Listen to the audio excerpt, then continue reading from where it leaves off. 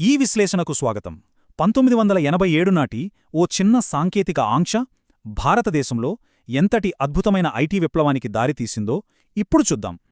Super computer ఇవ్వలేదు, భారత్ కోపంతో సొంతంగా తయారు చేసుకుంది. అప్పట్లో అమెరికన్ పత్రికల్లో మార్మోగిన చారిత్రక వార్తా ముఖ్యాంశమిది.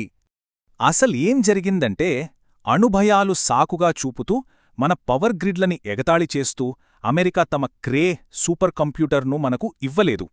అయితే ఇది అద్భుతమైన మలుపు తిరిగింది. నిరాకరణ నుంచి ఏకంగా సొంత ఆవిష్కరణ వరకు పట్టింది కేవలం 3 ఏళ్లే.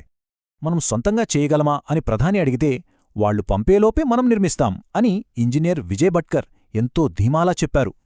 అమెరికా వాడేది ఖరీదైన సింగిల్ ప్రాసెసర్ విధానం.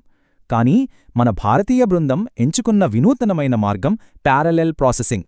దీనైడియా చాలా సింపుల్. ఒకే పెద్ద చిప్కి బదులు తక్కువ ఖర్చుతో దొరికే వేలాది మైక్రో ప్రాసెసర్లను తెలివిగా అనుసంధానం చేయడమే.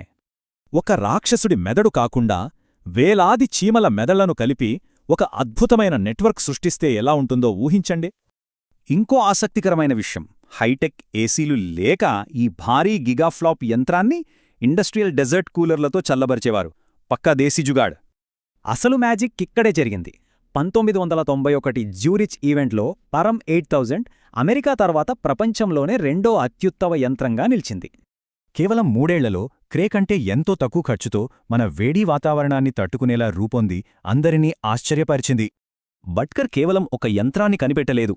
సీడాక్ ద్వారా నేటి భారతదేశ ఐటీ రంగ ఆధిపత్యానికి బలమైన పునాది వేశారు.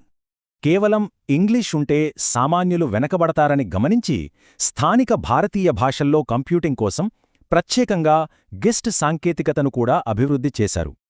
ఆయిల్ సీడ్ మిషన్ వంటివి విఫలమైన అప్పటి ప్రధాని రాజీవ్ గాంధీ శాస్త్రవేత్తలపై ఉంచిన నమ్మకమే ఈ ఐటీ విప్లవానికి ఊతమిచ్చింది. ఎంతో సాధించిన ఈ మృదు స్వభావి అయిన ఇంజనీర్ ఇప్పుడు కార్పొరేట్ హంగులకు దూరంగా చాలా సాదాసీదా ఆధ్యాత్మిక జీవితం గడుపుతున్నారు.